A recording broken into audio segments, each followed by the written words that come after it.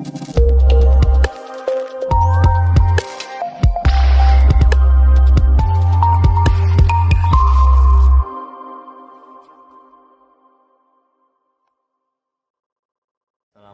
warahmatullahi wabarakatuh. Kami dari kelompok 4 ingin mempresentasikan tentang dimensi-dimensi lingkungan organisasi. Dan anggota dari kelompok 4 yaitu Juni Angguna, Jainuddin, Intan Septi, Idia Triani, Herlia Maris, Herdina Syaki, Gali Hermawan, dan Vista Salsabila. Dan saya akan membacakan tentang dimensi-dimensi lingkungan organisasi. Dalam kehidupannya, manusia tidak akan terlepas berbagai jenis organisasi yang mempengaruhi seluruh tingkatan kehidupannya. Manusia akan selalu memerlukan organisasi, sebab tidak ada seseorang yang mampu memenuhi kebutuhannya sendiri.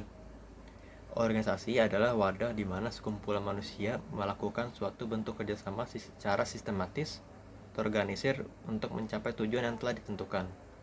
Baik, terima kasih Junio telah menjelaskan pada materi sebelumnya. Di sini saya Idia Triani akan menggantikan teman saya Jainuddin yang akan menjelaskan tentang lingkungan organisasi. Lingkungan organisasi umumnya terbagi menjadi dua jenis, yaitu lingkungan fisik dan lingkungan non-fisik.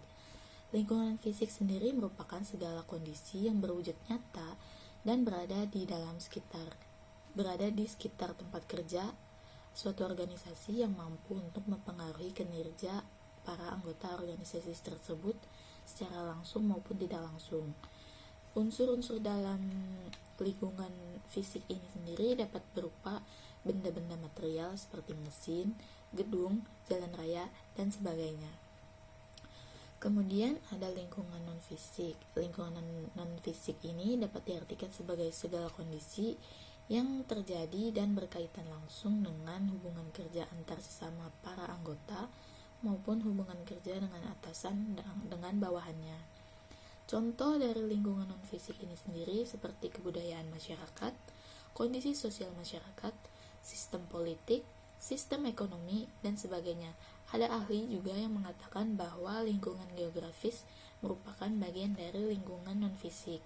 Lingkungan geografis sendiri ini menunjuk pada segala aspek yang meliputi ketinggian suatu wilayah, iklim, keberagaman hayati, jenis permukaan tanah, dan sebagainya. Mungkin hanya itu saja penjelasan dari saya, dan materi selanjutnya akan dijelaskan oleh teman saya Intan. Terima kasih.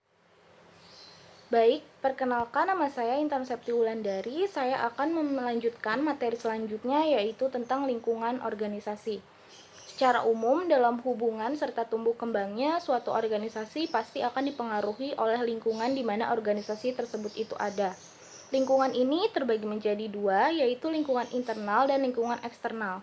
Pada lingkungan eksternal terbagi lagi menjadi dua dimensi. Yang pertama adalah dimensi lingkungan yang menjadi karakteristik dasar atau basic karakteristik lingkungan organisasi. Dan yang kedua adalah dimensi-dimensi lingkungan yang secara langsung akan memberikan pengaruh terhadap perkembangan bagi organisasi itu sendiri. Dalam dimensi yang pertama cenderung membahas kondisi umum lingkungan yang cakupannya luas, sedangkan pada dimensi yang kedua mampu untuk menggambarkan kaitan yang langsung dan erat antara dimensi lingkungan terhadap perkembangan suatu organisasi. Kondisi umum dari lingkungan organisasi ini cenderung akan mengarah pada kategori lingkungan eksternal dan sangat erat kaitannya dengan apa yang terjadi di dalam masyarakat. Biasanya lingkungan umum dalam suatu organisasi ini sebagian besar akan berhubungan dengan dimensi ekonomi, dimensi sosial budaya, dimensi politik dan hukum, dan dimensi internasional. Sekian penjelasan dari saya, selanjutnya akan dilanjutkan oleh teman saya. Baik, terima kasih Intan atas penjelasannya. Saya Idia Triani akan menjelaskan tentang dimensi kondisi umum lingkungan organisasi.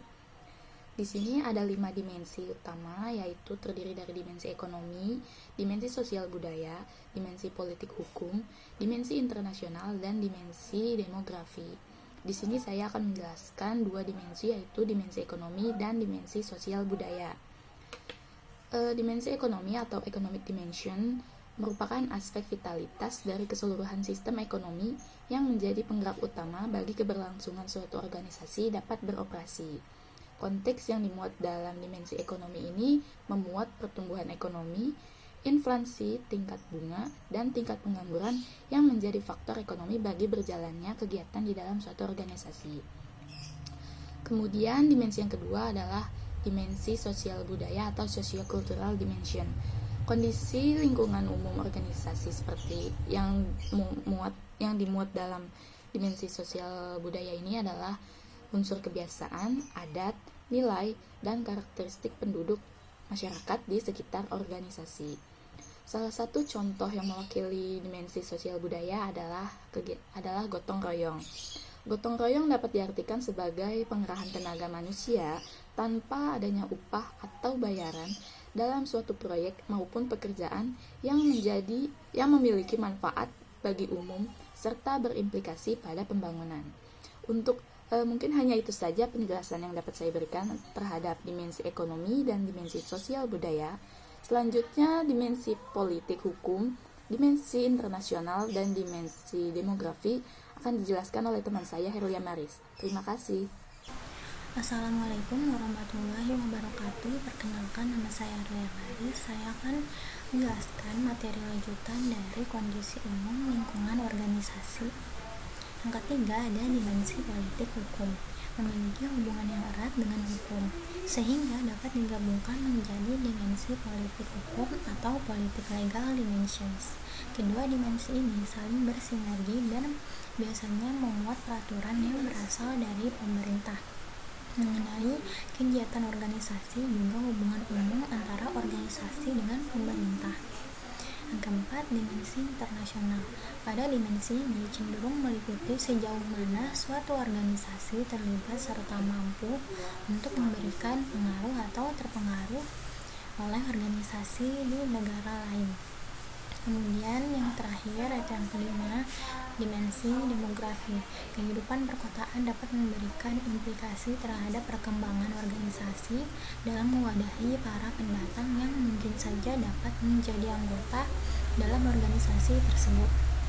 Baik, selanjutnya akan dijelaskan oleh rekan saya, Hardina Syaki. Halo semua, perkenalkan nama saya Hardina Syaki. Di sini saya ingin mempresentasikan kondisi khusus lingkungan organisasi.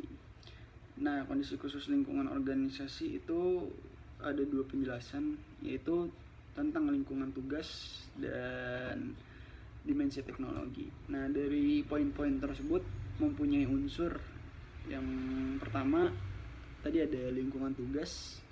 Nah, di sini ada 5 unsur. Yang pertama kompetitor, yang kedua konsumen, ketiga pemasok, keempat pembuat aturan, dan yang kelima partner strategis. Nah, dari masing-masing poin ini mempunyai penjelasan. Dalam sebuah organisasi, kompetitor ini adalah organisasi lain yang bersaing untuk memperebutkan sumber daya. Sumber daya uang paling utama diperebutkan antara organisasi ini. Biasanya adalah uang dari konsumen atau pelanggan. Nah, tapi organisasi juga mungkin bersaing untuk mendapatkan sumber daya selain uang konsumen. Misalnya organisasi yang tidak memiliki keterkaitan satu sama lain namun saling bersaing untuk mendapatkan pinjaman bank. Nah, terus penjelasan konsumen yang kedua dari lingkungan tugas atau customer. Dimensi konsumen dalam lingkungan tugas ini adalah siapapun yang membayar uang maupun kepemilikan pribadinya untuk memperoleh suatu produk atau jasa yang dihasilkan dari organisasi tertentu. Misalnya seperti sekolah, rumah sakit, agen pemerintah, dan lain-lain. Nah, yang ketiga ada pemasok atau suppliers. Nah, dalam lingkup organisasi ini, pemasok merupakan organisasi yang menyediakan kebutuhan sumber daya yang diperlukan bagi organisasi lain. Nah, pemasok ini dapat menjadi unsur yang penting karena mampu untuk mempengaruhi hubungan dengan organisasi yang menjadi pelanggannya. Terus poin yang keempat ada pembuat aturan atau regulator.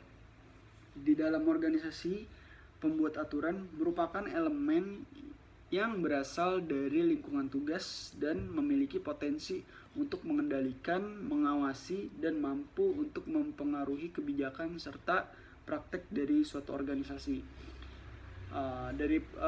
Regulator ini ada dua jenis, yaitu lembaga pembuat aturan yang biasanya dibentuk oleh pemerintah dalam rangka untuk melindungi masyarakatnya dari praktek-praktek organisasi tertentu, maupun untuk melindungi sebuah organisasi tertentu. Lalu yang kedua ada LSM, lembaga swadaya masyarakat, yang merupakan suatu kelompok kepentingan yang diorganisasikan para anggotanya untuk memengaruhi suatu organisasi. Nah, yang kelima ini ada partner strategis, yaitu dimensi terakhir yang menjadi bagian dari lingkungan tugas dalam organisasi, juga sering dikenal sebagai sekutu strategis. Nah, merupakan dua organisasi atau bisa lebih yang melakukan kerjasama dalam suatu bentuk kemitraan. Contoh yang dapat kita lihat dari organisasi adalah sekolah dengan lingkungan sekitarnya. Nah, lalu penjelasan berikutnya ada dimensi teknologi. Nah, dimensi teknologi ini mempunyai berbagai unsur keterkaitan, yaitu ada teknologi informasi, inovasi, keunggulan bersaing, kinerja organisasi. Nah, pada era globalisasi dan digitalisasi ini telah memberikan berbagai dampak pada berbagai sektor, yang paling utama adalah sektor organisasi dan perusahaan. Terus teknologi merupakan faktor penting bagi suatu organisasi, di mana organisasi melakukan aktivitasnya di dalam suatu lingkungan teknologi yang tidak menentu dan penuh ketidakpastian. Memiliki struktur dan proses yang berbeda dari suatu organisasi yang berbeda dalam suatu lingkungan teknologi yang tertentu dan tidak mengandung ketidakpastian. Nah, teknologi merupakan faktor eksternal terhadap lingkungan organisasi. Perkembangan teknologi yang terjadi dalam berbagai aktivitas memiliki potensi untuk menjalin hubungan atau masuk ke dalam organisasi-organisasi yang ada di dalam lingkungan tersebut. Nah, berbagai keuntungan dalam penerapan teknologi dalam suatu perusahaan atau organisasi, diantaranya yaitu sistem yang tadinya sifatnya manual telah berubah menjadi otomatis dan lebih canggih, sehingga dapat mengurangi biaya dan mempercepat pengerjaannya. Pengambilan keputusan dalam suatu organisasi atau perusahaan juga menjadi lebih cepat, karena dengan adanya teknologi membuat data yang diperlukan akan cepat diperoleh. Selain itu, akan lebih mudah terintegrasi di seluruh kantor atau cabang perusahaan tanpa harus mengunjungi cabang secara satu persatu. Nah, dari dampak ini telah menimbulkan kemudahan-kemudahan bagi organisasi atau sebuah perusahaan. Saya kira itu aja yang bisa saya sampaikan. Kurang lebihnya mohon maaf. Yang selanjutnya akan dijelaskan oleh kawan saya. Terima kasih. Saya Gali Hermawan akan menjelaskan kondisi lingkungan internal organisasi. Kondisi lingkungan internal organisasi terdapat 4, yaitu pemilik. Yang pertama, pemilik. Pemilik adalah orang-orang yang mempunyai hak-hak milik atas hukum dari organisasi yang dikuasainya.